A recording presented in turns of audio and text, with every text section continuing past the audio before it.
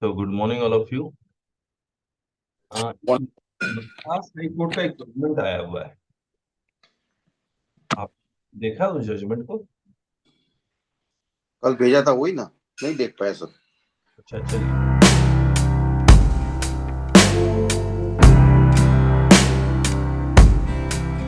ये वाला जजमेंट 11 अगस्त 2023 को। आपको याद है हमारे पास एक नोटिस आया था और ये एक प्राइवेट। आया था आपके पास, राइट? हाँ, आपने बोला था कि रजिस्ट्रेशन कोर्स में ये तो कैंसिल हो गया तो कहाँ से ऑडिट कराएंगे? यस, तो प्राइवेट लिमिटेड कंपनी थी और उसका टर्नओवर 25 से 30 लाख था। उसने रजिस्ट्रेशन 2017 में लिया और 2018 में कैंसिल करवा दिया और डिपार्टमेंट ने कैंसिल भी कर दिया। अब इसके बाद 2022 में डिपार्टमेंट ने एक ऑडिट का नोटिस भेज दिया अंडर सेक्शन 65। अब ये ऑडिट का जो नोटिस भेजा अंडर सेक्शन 65,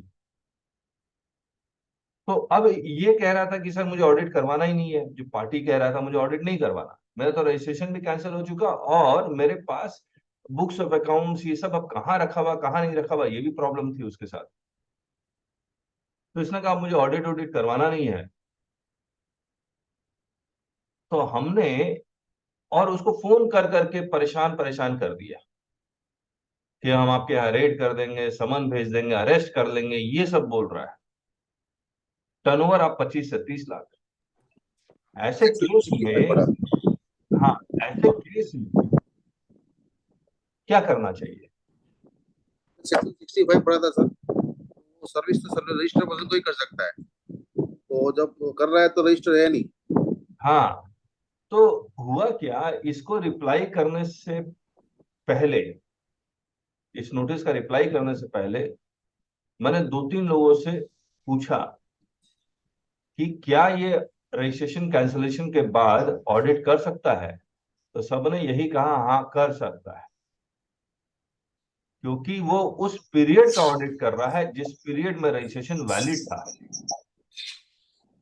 लेकिन जब मैं सेक्शन 65 सब सेक्शन 1 का वो जो 3 लाइन पढ़ रहा था, मुझे ऐसा लग रहा था कि कर ही नहीं पाएगा, क्योंकि ऑडिट का नोटिस वो तब भेजना चाहिए व्हेन रजिस्ट्रेशन वाज वैलिड। हम्म। और मद्रास हाई कोर्ट ने सिमिलर जजमेंट भी पास कर दिया। हम्म। अब एक बार जजमेंट देख लेते हैं, अब वो 3 लाइन पढ़ लेते हैं। देखिए सेक्शन 65, ये वाला लाइन, द कमिश्नर और any officer authorized by him by way of general or specific order may undertake audit of any registered person hmm. for such period at such frequency and in such manner as may be prescribed. तो may undertake audit of any registered person। अब देखिए जितने लोगों से भी मैंने पूछा, वो प्री जीएसटी रेजिम में जो रेशियो डिसाइडेड केस था, यानी कि जो प्री जीएसटी रिजिम में कोर्ट ने जिस तरह से जजमेंट दिया था, वो वही जजमेंट को यहाँ अप्लाई कर रहे हैं। तो इसको मैं जब पढ़ रहा था तो मुझे ऐसा लग रहा था कि undertake audit of any registered person, तो ऑडिट किसका लेंगे, कर पाएंगे वो? सिर्फ रजिस्टर्ड पर्सन का। किस पीरियड का? For such period at such frequency in such manner as में भी प्रिस्क्राइब, लेकिन वो रजिस्टर्ड तो होना चाहिए। और कोर्ट ने जो ऑर्डर दिया है वो ये ऑर्डर दिया, when the section specifically states any registered person, then it ought to be considered existence concern, and the unregistered person is exempted from the purview of the said section 65। अब आप ये समझिए, निकला है इंटरप्रिटेशन। हाँ, जब आप रजिस्ट्रेशन कैंसिलेशन के लिए अप्लाई कर रहे थे, उसी वक्त उसको ऑडिट में सब्जेक्ट कर देते और रजिस्ट्रेशन कैंसिल नहीं करते आप उसका। कैंसिलेशन से पहले तो आप 73 का नोटिस, 74 का नोटिस सब कुछ कर सकते हैं ना। और जब आप 73 74 पढ़ेंगे तो उसमें रजिस्टर्ड पर्सन या अनरजिस्टर्ड पर्सन कुछ नहीं लिखा हुआ है, याद है आपको? हमने एक टेबल बनाया था जिसमें हमने पावर ऑफ प्रॉपर ऑफिसर, हर एक सेक्शन में हमने लिखा था कि वो registered person, unregistered person, taxable person, ये सब ये टेबल में बना के हमने लिखा था। देख लेता हूँ, टेबल मिल जाए तो मैं दिखा दूंगा आपको। देखिए, सेक्शन 46 का नोटिस किसको भेज सकता है? रजिस्टर्ड पर्सन को। 61 registered person, 62 registered person, 63 assessment of unregistered person का टैक्सेबल पर्सन को नोटिस भेज सकता है। Summary assessment taxable person 65 registered person, और 73 74 देख लीजिए, टैक्सेबल पर्सन इनको भेज सकता है। अब आप समझिए कि 73 74 का वो नोटिस जिसका रजिस्ट्रेशन कैंसिल हो चुका है उसको भेज सकता है, नहीं भेज सकता? जजमेंट में देखिए, but the contention of the respondent is that the audit is being conducted for a period 17-18 to this. Therefore, the respondent claims that for the said period, the petitioner was a registered firm, and for the said period, the respondent is empowered to conduct audit. अब फिर court क्या कहता है? On pursuing section 65, it is stated that the audit can be conducted to the of the said registered person for such period, for such frequency, and in such manner. When a section provides for a periodical audit, the respondent, having failed to conduct audit for all these years, suddenly cannot wake up and conduct an audit. However, this will not preclude the respondent from initiating assessment proceedings for the said concern under 73 and 74. तो उसका 73 74 हो सकता है। अब सवाल यही उठता है, क्या 73 74 किसका हो सकता है? रजिस्टर का भी, जो मतलब रजिस्टर का ही हो सकता है, टैक्सेबल लेकिन पर्सन का। टैक्सेबल पर्सन का। टैक्सेबल पर्सन का। अब मुझे एक बात बताइए, अब ये जो टैक्सेबल पर्सन का जो वो करेगा 73 74, इज इट पॉसिबल और नॉट? 7 कर सकता है, हाँ। अब देखिए, मान लीजिए 2017 18 18 19 ये रजिस्टर्ड था, ठीक बात है। हम्म। अगर रजिस्टर्ड था तो टैक्सेबल पर्सन भी था। हम्म। अब यहाँ पर जाके उसका 20 21 में उसने रजिस्ट्रेशन कैंसिल करवा लिया, ठीक है। ठीक अब ये है। जो कैंसिलेशन हुआ है वो प्रोस्पेक्टिव डेट से हुआ होगा, यस और नो? हम्म। अगर रजिस्ट्रेशन प्रोस्पेक्टिव डेट से हुआ है तो इस डेट में इसका रजिस्ट्रेशन वैलिड था, जी। तो इस पीरियड का वो 73 74 कर सकता है। हाँ, कर सकता है तो। अब आगे आते हैं, तो देखिए बड़ा इंटरेस्टिंग है ये। आपके साथ डिस्कस करते करते एक दिमाग में एक बात आई। मान लीजिए रजिस्ट्रेशन रेट्रोस्पेक्टिव इफेक्ट से कैंसिल हो जाता है, हम्म। यहीं से जब से उसने रजिस्ट्रेशन करवाया तब से ही कैंसिल हो गया, तो अब ये क्या बन गया? Non taxable person. Unregistered person बन गया। ये तो सर बहुत जबरदस्त सोच लिया आपने तो। अब जैसे ही अनरजिस्टर्ड पर्सन बन गया, तो अब मुझे एक बात बताइए कि ये फेक इनवॉइस का डीलिंग करता था। फेक इनवॉइस हाँ, मतलब, उसको कुछ नहीं होगा, हाँ।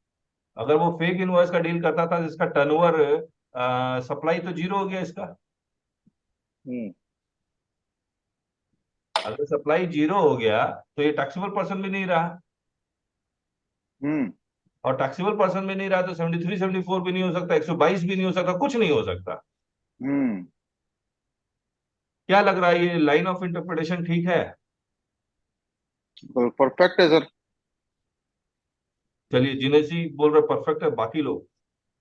सर मेरा इसमें कहना था ना कि हम्म जैसे बात हुई थी मेरी भी एक ऑफिसर से, हम्म जैसे सुमोटो कैंसिल हो गया था उनका जीएसटी, हम्म तो बोले कि 65 तो नहीं करेंगे, हम 67 के लिए प्रिवेंटिव में रिकमेंड कर देंगे हाँ, रेट करे। रेट के लिए, हाँ, रेट करे। कि इसको ऑडिट नहीं करेंगे।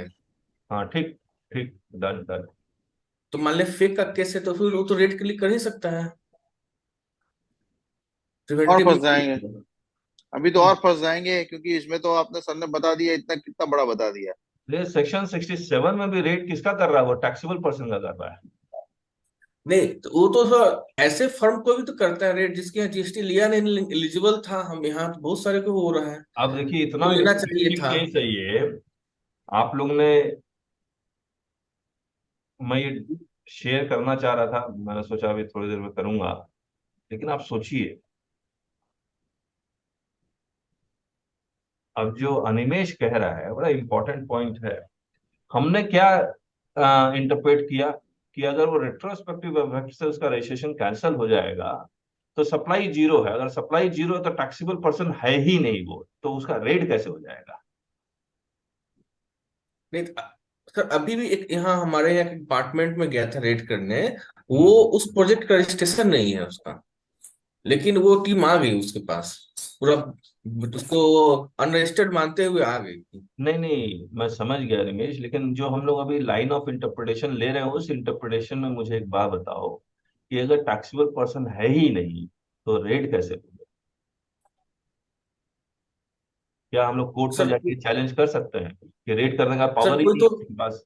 सर कोई तो इस तरीके से कोई तो कारोबार करेगा, एलिजिबल रहेगा, जीएसटी लेगा, नहीं तो फिर उसको सरकार पकड़ेगी कैसे? यस। वो सरकार कैसे पकड़ेगी, ये तो ऑब्वियसली इंपॉर्टेंट क्वेश्चन है, लेकिन हमें तो क्लाइंट के व्यू पॉइंट से सोचना है, क्लाइंट को बचाना है।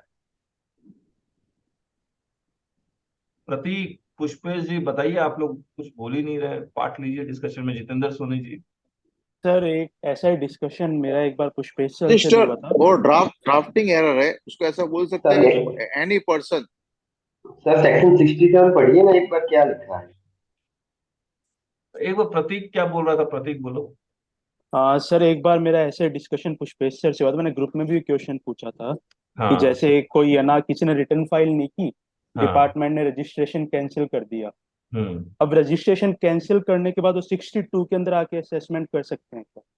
रिटर्न फाइल नहीं की, रजिस्ट्रेशन कैंसिल कर दिया, कब से कैंसिल किया, रेट्रो या प्रोस्पेक्ट? सर उसी सेम डे से, मान लीजिए जैसे 31 मार्च 2022 को कैंसिल कर दिया। अब वो हाँ उसके बाद आके 62 के अंदर असेसमेंट करना चाह रहे हैं कि आपके आईटीसी आ रहा था 2A में, आपने हाँ। कोई रिटर्न फाइल नहीं की। नहीं, तब तो पॉसिबल ही है ना। एक मिनट, मच्छर बहुत है इससे।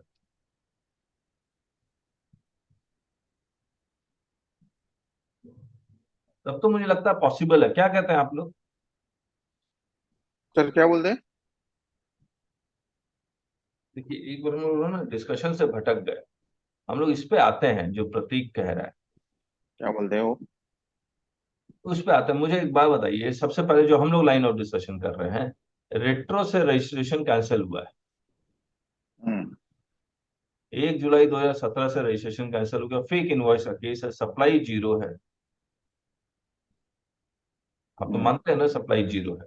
अगर सप्लाई जीरो है तो वो टैक्सेबल पर्सन भी नहीं है और रजिस्टर्ड पर्सन भी नहीं है। आपने तो सर्कुलर में लिख दिया सप्लाई जीरो है, तो इसके ऊपर 73 74 नहीं होगा, 122 लगेगा। हम्म।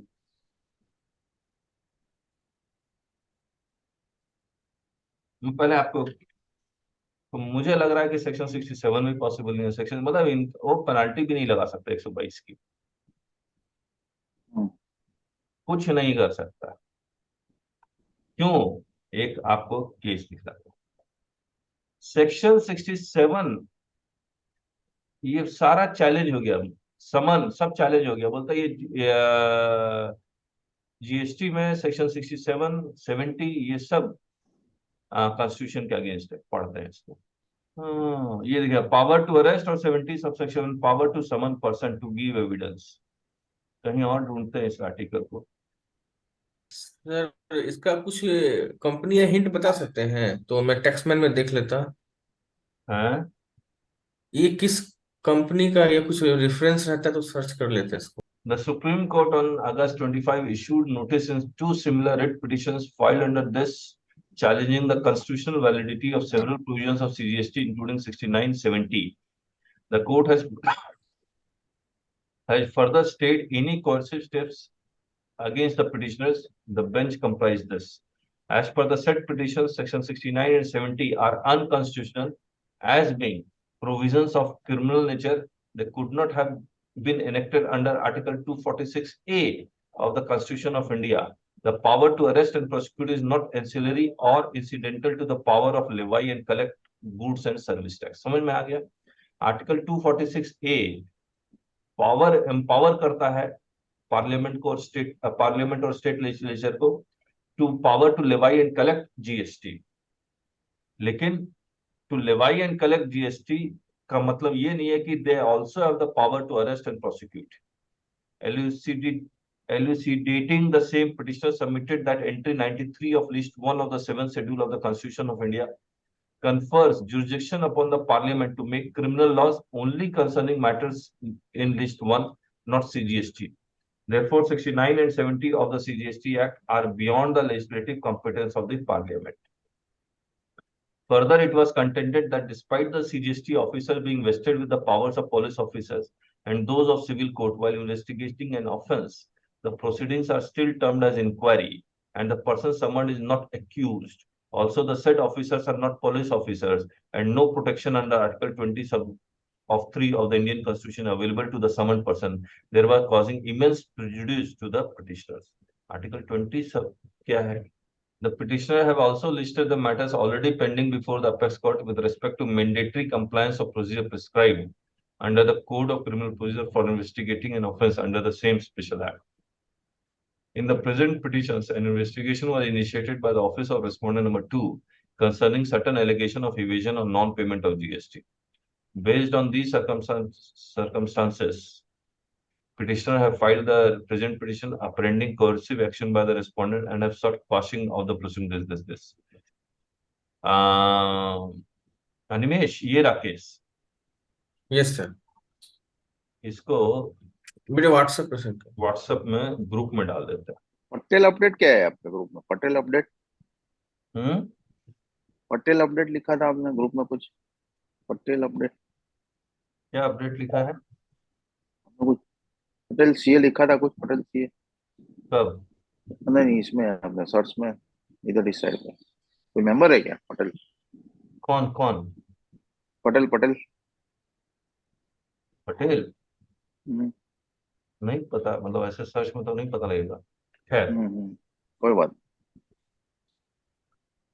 अब कहानी आती है, देखिए रेट्रोस्पेक्टिव रजिस्ट्रेशन के कैंसिलेशन से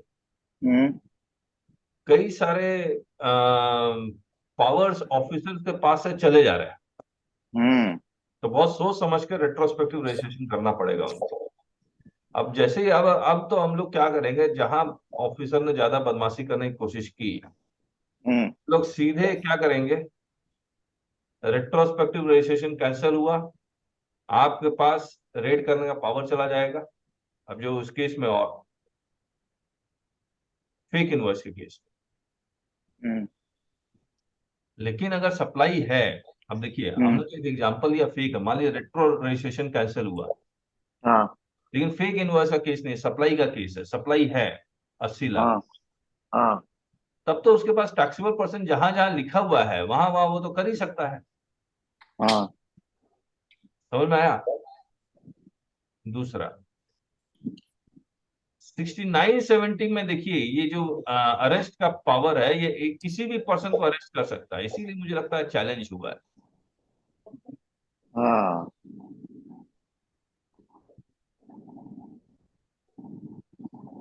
अब इस पे आते हैं प्रतीक जो बोल रहा था,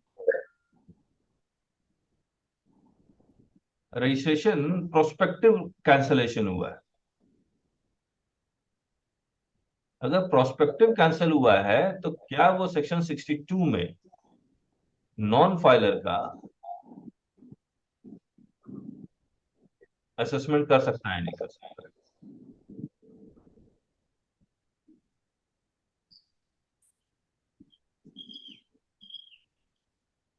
17-18 में रजिस्ट्रेशन वैलिड, 18-19 में वैलिड, यहां पर रजिस्ट्रेशन कैंसिल्ड हो गया। अब कैंसिल हो गया तो इस पीरियड का वो सेक्शन 62 करना चाह रहा है, पॉसिबल या नॉट? वो तो कर सकता है ना सर, असेसमेंट के लिए तो कोर्ट ने भी बोल दिया कि असेसमेंट कर सकता है, ऑडिट नहीं कर सकता। तो 62 बेस्ट जजमेंट है ना, ये तो 62 ना। हाँ, ये देखिए, notwithstanding anything to the contrary content in 73-74 where a registered person fails to furnish return or this even after the service of the proper officer may proceed to assess the tax liability of the best of it where a registered person fails to furnish the return.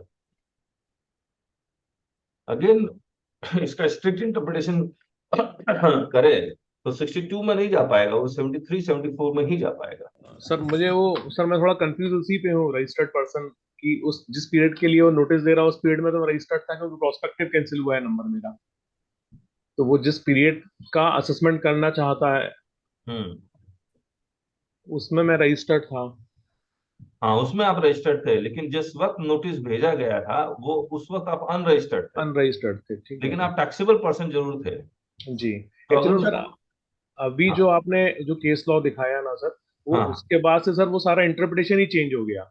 Yes मतलब वो जो yes, 65 के audit का आपने जो बताया है, हाँ हाँ अगर इस प्रकार से चीजों को अगर देखा जाए तो सर वो हाँ तो सारी चीजों का ही सिनेरियो चेंज हो गया। अभी तक हम जैसा सोचते आए, हाँ हाँ, करेक्ट करेक्ट उससे करेक्ट। उससे बिल्कुल उल्टा ही सिनेरियो सर वहां आया, क्योंकि हम एक्चुअल में सोचते हैं कहीं ना कहीं रेवेन्यू के पॉइंट ऑफ व्यू से ही सोचने लगते हैं हर चीजों को। हाँ, यस यस, यहाँ पे बिल्कुल एक अलग व्यू दिया कोर्ट ने, मतलब हाँ इंटरप्रिटेशन दिया उसको। लिखा तो हाँ, है कानून में, लेकिन हम एक्चुअल में कहीं ना कहीं रेवेन्यू की साइड से ही जाके पढ़ते हैं उसको, यस यस यस। हाँ, कि वो रेवेन्यू के फेवर में ज्यादा हम लोग बात सोच लेते हैं कि रेवेन्यू जी। के, हाँ, वो अगर नहीं सोचे तो हम लोग अलग इंटरप्रिटेशन निकाल सकते तो हैं। लेकिन दिक्कत क्या होती है? दिक्कत ये होती है कि जब लोअर लेवल के ऊपर जाते हैं और अपियर होते हैं और इस प्रकार के व्यू जब हम रखते हैं, तो उनको लगता है कि यार मतलब ऐसे काल्पनिक, मतलब ऐसी बात कर रहे हो आप जो ऐसा हो सकता है क्या कहीं? हाँ, वो समझते सीधे पागल ही समझते हैं। जी। हम्म। तो लेकिन सर, ये कोर्ट के बाद मुझे लग रहा है कि काफी कुछ सोचने का तरीका चेंज आएगा। मतलब अभी तक तो सर हम ऐसे ही देखते हैं, जैसे अभी आपने मुझसे बोला कि अब जब दे रहा हूँ तब तो अनरजिस्टर्ड हूँ ना, पर मुझे ऐसा लगता है कि जिस पीरियड के लिए दिया उस पीरियड में तो रजिस्टर्ड हूँ मैं। हम्म। तो सर मुझे लगता है थोड़ा सा क्लियरिटी चाहिए, मतलब वो ऐसा। नहीं, क्लियरिटी तो आप सुप्रीम कोर्ट जो कह दे वही हो जाएगा, जी जी जी जी जी, और different law different blend high हो गया कोर्ट का सर। अलग अलग जजमेंट देना शुरू करेंगे। जी क्यों? क्योंकि इस जजमेंट को जो टॉप लॉ फर्म है वही, इस जिस तरह से हम लोग इंटरप्रेट कर रहे हैं उसी तरह से वो भी इंटरप्रेट करना शुरू करेगा। जी। और है सर ना? वो जैसे आपने अभी जो एक एग्जांपल लिया था ना, इसमें सर आपने सप्लाई को जीरो माना था। हाँ तो हाँ हाँ। हालांकि सर है ना, ऐसे केसेस भी मुझे लगता है कि कम होंगे, और टैक्सेबल पर्सन तो होगा, बस इसके अंदर केवल यही हो सकता है कि 40 लाख से नीचे हो वो।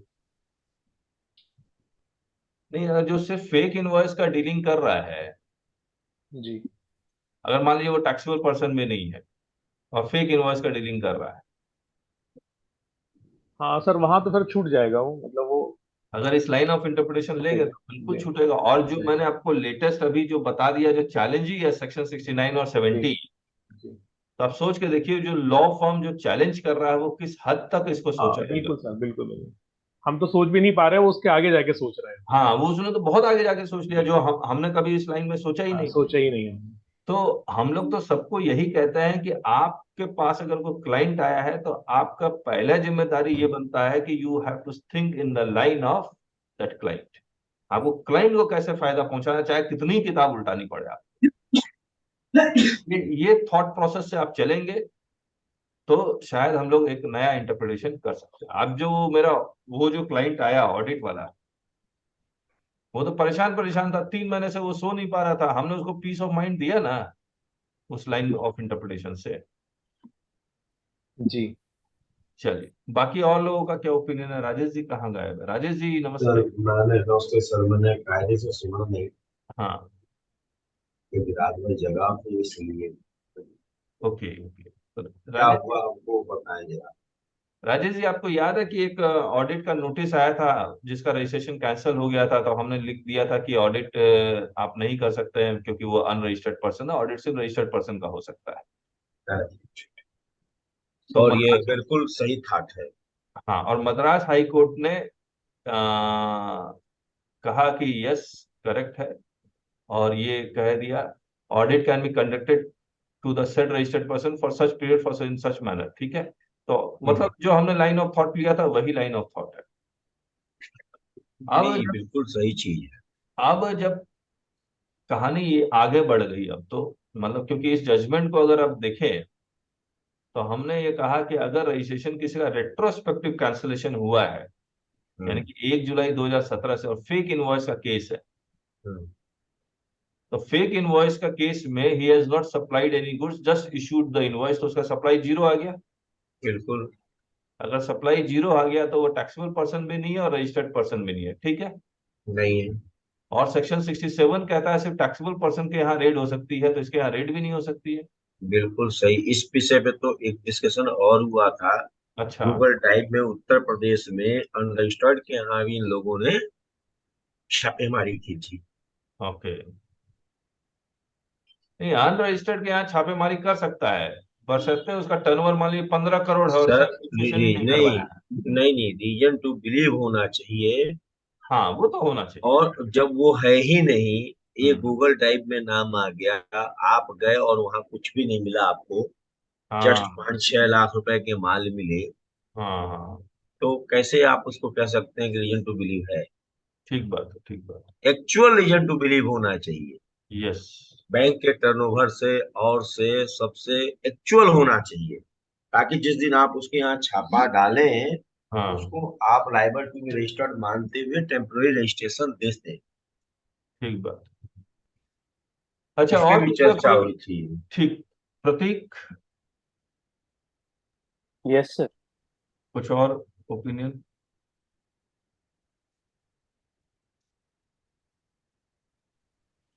कमल अच्छा, पोदर जी। मुझे एक चीज और बताइए, 1/7/17 के बाद नहीं, वो 1 अक्टूबर 17 को रेट्रोस्पेक्टिव उसका खत्म कर दिया गया।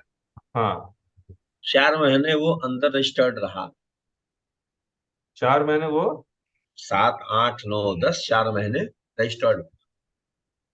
हाँ, इस 4 महीने का क्या ऑडिट हो सकता है? नहीं, ऑडिट तो तभी हो सकता है जब वो ऑडिट इसी पीरियड में ऑडिट का नोटिस दे।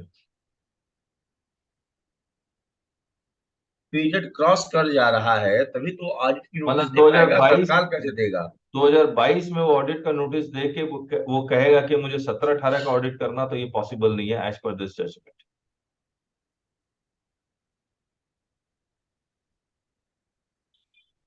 क्योंकि इस पीरियड में तो रजिस्टर्ड था।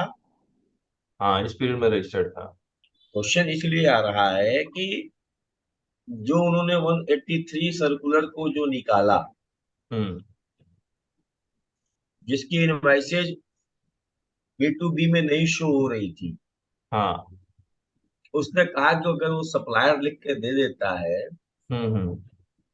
कि मैंने टैक्स डिस्चार्ज कर दिया है, हम्म। B2B में B2CS दिखा दिया है, किसी अदर GSTN पे दिखा दिया है, हम्म। तो आपको मैं लाभ दे दूंगा।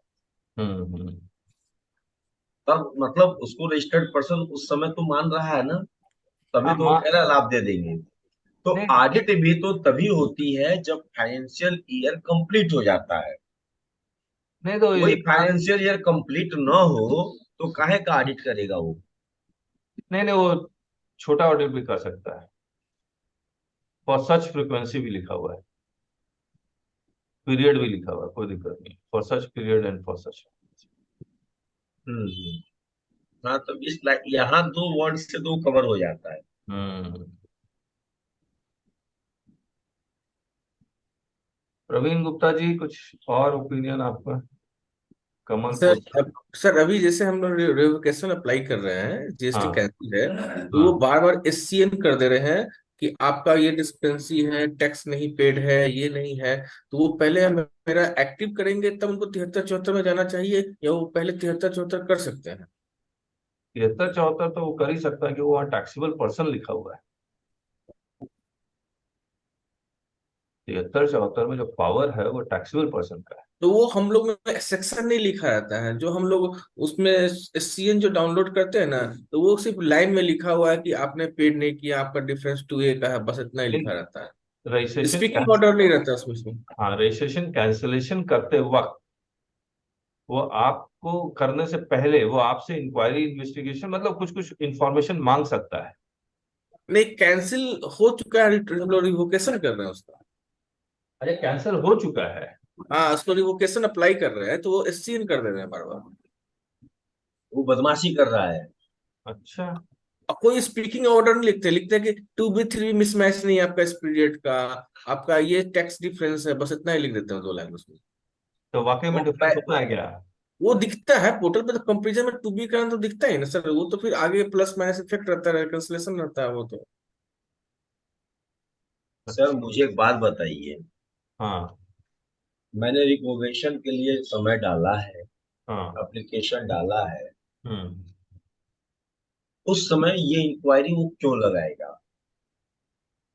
देखिए, मुझे तो याद भी नहीं है, मुझे पढ़ना पड़ेगा ये इसका कानून, तब जाके। नहीं, मैं बताता हूँ। आपके पास सारे वो हथियार हैं जहां से आप राजस्व को ले सकते हैं। हम्म। आपके पास आपके पास 61 SMT 10 देने का पावर है। आपके पास डायरेक्ट 73-74 का पावर है, तो आप रजिस्ट्रेशन के रिकोवेशन को क्यों रोक सकते हैं? बिल्कुल नहीं रोक सकते, वो तो उसका फंडामेंटल राइट है। और उसका अगर आप ऐसे शो काज देते रहे, उसका 90 दिन का क्या और भी टाइम बीत जाए, तो फिर आप क्या करेंगे? हाँ, उस मतलब अनिमेश करना यही होगा कि उसको अच्छा सा लेटर उटर बनाना पड़ेगा कि आप रजिस्ट्रेशन को रिवोक करने के लिए हमने अप्लाई किया तो रिवोक कीजिए, उसके बाद आप 73 मेरे 74 पास करते केस आया रहिए। है, हाँ तो पिछले कंसल्टेंट ने रिप्लाई नहीं किए ना, तो फिर हाँ वो रिजेक्ट कर दिया, लिखा कि नो सबमिशन है, नो रिप्लाई है सबमिटेड। हाँ हाँ हाँ देखिए, वो इस बार तो अधिकार है, जब रिप्लाई नहीं देंगे तो कोई भी कर देगा। हाँ, तो फिर दोबारा हम लोग रिवोकेशन कर दिए हैं, ऐसा वेट कर रहे हैं क्या वो भेजते हैं। चल ठीक है। मेरे यहाँ तो सर जब कैंसिल करने के लिए रजिस्ट्रेशन डालते हैं, तो वो भांति भांति के गलत शब्दों को लिखते हैं। कहते हैं कि इस महीने में ये खरीद है, ये आपने नहीं दिखाया है, मतलब इसको आप अभी सेल आउट नहीं किए, नहीं कैंसिल करेंगे। तो 2 बार ऐसे ही उन्होंने डाला, मैंने जवाब दे दिया, अंत में तीसरी बार मैं चला गया। मैंने कहा इसके बाद कोई कार्रवाई तो नहीं होगी ना, ये भी उसमें लिख दीजिए लेटर में हाँ हाँ कि इसके बाद न 73 होगा, न 74 होगा, न 61 का कुछ जाएगा, न कोई रिमांड रिकवरी होगी, तो मैं यहाँ सब निपटा दूं आपको जब आप देखे।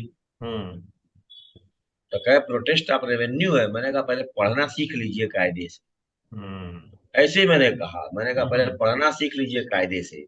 प्रोटेस्ट ऑफ रेवेन्यू क्या होता है जब नहीं मालूम है, तो 4 लाइन सीख लेने से कुछ होता नहीं है। जब वो इतना सुन लिया तो कहीं पता होता कि या तब जाकर इसको तुरंत कर दिया। मैंने कहा ये भी लाइन लिखिए ना कि यहाँ सब कर दीजिए, उसके बाद कोई रिकवरी नहीं होगी। ठीक बात। गलत ये लोग कर रहे हैं सिर्फ पैसे कमाने के लिए। अच्छा अनिमेश, नोटिस कुछ भेजने वाले थे, क्या हुआ? अभी सर भेज रहा हूँ, सुबह में था लेट से उठा हूँ। अच्छा, तो अब क्या करते हैं हम लोग, अब उसको बाद में डिस्कस करेंगे क्योंकि अब मेरी ट्रेन अच्छा ओके सर। है ना, इसीलिए वेडनेसडे नहीं किया, आज कर लिया। सर दिल्ली जा रहे हैं? नहीं, दिल्ली नहीं जा रहा हूँ, ओके गया, ठीक है सर, बोध गया, फिर पटना, फिर वापस। ठीक है ठीक। कितना पड़ता है सर पटना रांची से? नहीं, बोकारो से पटना मुझे वो लगता है 6-7 घंटे पड़ता है, ज्यादा सर दूर। मैं ज्यादा सोचा दूर आप नहीं है, रांची, ज्यादा दूर नहीं। हैं? और रांची से कितना पड़ता है सर बोकारो? रांची से बोकारो 2-2.5 घंटा। अच्छा अच्छा अच्छा। आ रहे हैं क्या आप? हाँ समझ शिखर जाने का प्लान था सर। पारसनाथ? हाँ पारसनाथ सर, पारसनाथ। ओके, आइए तो फिर मिलिए। जरूर सर, ड्राइंग करेंगे। बोकारो से पारसनाथ 1-1.5 घंटे का रास्ता है। अभी तो मैं होके आया पारसनाथ। अरे वाह क्या बात है। हाँ हम लोग प्लानिंग करें फैमिली के साथ, और हाँ सब कंफर्मेशन ले रहे हैं, फिर आपको बताएंगे। ठीक है, प्लीज आइएगा। Thank you sir, thank you. Okay, चलिए फिर कंक्लूड करते हैं, और आप लोग अपना यस ओपिनियन जरूर से ग्रुप में डाल दीजिएगा, व्हाट्सएप ग्रुप में, कि ये जो आज हमने डिस्कशन किया है रिट्रोस्पेक्टिव रेशियो सेक्शन 67, कहीं कहीं कुछ थोड़ा बहुत रिसर्च करेंगे। बख्शीटी जी, आप भी रिसर्च कीजिएगा, आप रिसर्च करते भी हैं, जी जी सर। है ना, कि क्या क्या पॉसिबिलिटी है, मतलब बाकी ग्रुप में भी है वो लोग और क्या कह रहे हैं वो भी देखिए। जी सर। इस पे लोगों ने ठीक से डिस्कशन नहीं किया है मुझे लग रहा है।